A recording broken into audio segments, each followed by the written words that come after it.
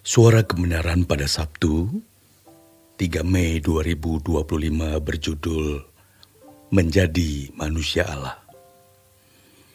Saudaraku, kalau seseorang tidak tahu bahwa Bogor dari tempat ini berjarak 60 kilometer, sementara dia tidak bisa kerja keras dan tidak mau kerja keras, karena dia pikir Bogor hanya berjarak 4 kilometer. Maka bisa dipastikan dia tidak pernah sampai di Bogor.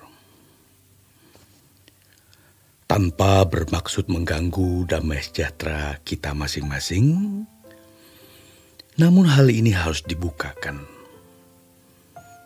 Jadi kalau selama ini orang biasa berkata, keluar dari zona nyamanmu. Sejatinya, apa artinya zona nyaman itu? Satu-satunya cara untuk keluar dari zona nyaman adalah ketika kita dibukakan pengertian untuk melihat bahwa orang percaya harus menjadi man of God atau manusia Allah. Disinilah kita baru tahu, ternyata untuk menjadi orang percaya itu berat dan perlu kerja keras. Angkatan yang tidak lurus, yang tidak jujur dan yang bengkok ini adalah orang-orang Yahudi yang beragama. Mereka adalah orang-orang beragama yang tidak selamat. Sebab keberagamaannya adalah usaha kecil untuk bisa selamat. Padahal yang dikehendaki Tuhan adalah usaha besar untuk keluar dari kubangan dosa. Jadi, di sini agama itu bisa berbahaya sekali. Agama dengan segala atributnya seperti datang ke rumah ibadah, memberi perpuluhan, memberi persembahan, membuat orang percaya merasa sudah memenuhi target yang harus dicapai. Menjadi rusak dan sesat karena mereka dikunci di situ. Mereka dikurung hanya menjadi orang percaya yang tidak terlibat dalam skandal dosa. Korupsi, perzinahan, pembunuhan, menjadi anggota gereja yang baik, memberikan persembahan, perpuluhan, bahkan menjadi bagian dalam kegiatan rohani. Padahal yang dikehendaki Tuhan adalah menjadi man of God, manusia Allah. Sekarang baiklah kita berpikir, mau diteruskan jadi Kristen atau tidak? Hitung dulu anggarannya. Ketika Tuhan membebaskan Lot dalam Kejadian 19 ayat 17 dikatakan, larilah, selamatkanlah nyawamu. Janganlah menoleh ke belakang, dan janganlah berhenti dimanapun juga di lembah Yordan. Larilah ke pegunungan, supaya engkau jangan mati lenyap. Sebenarnya Tuhan bisa pakai cara lain untuk menyelamatkan Lot dan keluarganya. Demikian pula Nuh. Ia harus membangun bahtera dengan ukuran tertentu. Demikian pula dengan pembebasan bangsa Israel yang harus mengalami kejar-kejaran yang dramatis. Setelah melewati 10 tulah, baru mereka dapat keluar dari Mesir. Namun harus menyeberangi Laut Kolsom dan harus berjalan 40 tahun. Apa sebenarnya yang Tuhan kehendaki di sini?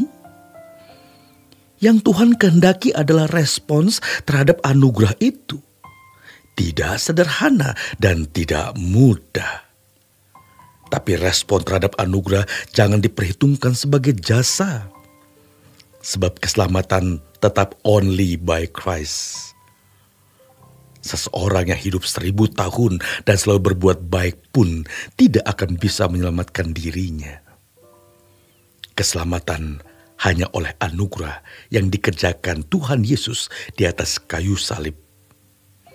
Masalahnya, yang dimaksud dengan keselamatan itu apa? Yaitu usaha Tuhan mengembalikan manusia kepada rancangannya semula. Dan orang yang menyambut keselamatan harus memberi diri diubah, memberi diri dibentuk, dan memberi diri dibarui. Surat Ibrani 5 ayat 9 mengatakan, dan sesudah ia mencapai kesempurnaan, ia menjadi pokok keselamatan yang abadi bagi semua orang yang taat kepadanya. Kata pokok dalam teks aslinya, bahasa Yunani aitios, bisa berarti author, penulis, penggubah, komposer. Sedangkan kata taat di sini digunakan kata hupakuo, yang artinya dengar-dengarlan atau memperhatikan sangat. Ayat ke-10 mengatakan, dan ia dipanggil menjadi imam besar oleh Allah menurut peraturan Melkisedek. Jadi kalau dia telah sempurna, maka dia menjadi penggubah orang-orang yang mau diselamatkan, tetapi yang dengar-dengaran. Jadi saudaraku, kalau mau selamat, dengarkan. Ingat, Injil adalah kekuatan Allah yang menyelamatkan. Maka orang tidak mungkin memiliki Yesus tanpa ajarannya. Jadi, kalau orang merasa jadi Kristen dan punya Yesus, tapi tidak mengerti ajarannya, pasti orang itu binasa. Sebab dia tidak tahu fokus hidupnya. Dalam Lukas 13 ayat 23 dan 24 tertulis, dan ada seorang yang berkata kepadanya, Tuhan, sedikit sajakah orang yang diselamatkan? Jawab Yesus kepada orang-orang di situ, berjuanglah untuk masuk melalui pintu yang sesak itu. Sebab aku berkata kepadamu, banyak orang akan berusaha untuk masuk, tetapi tidak akan dapat. Yesus mau kita berjuang secara optimal sebagai bentuk respons dari anugerah yang diberikannya. Maka pertanyaannya, bagaimana respon yang optimal itu? Ini sama dengan bagaimana percaya yang benar itu? Ini tergantung dari apa yang diajarkan kepadanya dan tergantung dari apa yang dia lihat. Lalu, bagaimana respon kita terhadap anugerah Tuhan?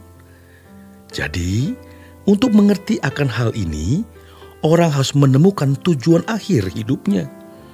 Sebab manusia diciptakan menurut gambar dan rupa Allah. Selamat berjuang, saudaraku. Tuhan Yesus memberkati.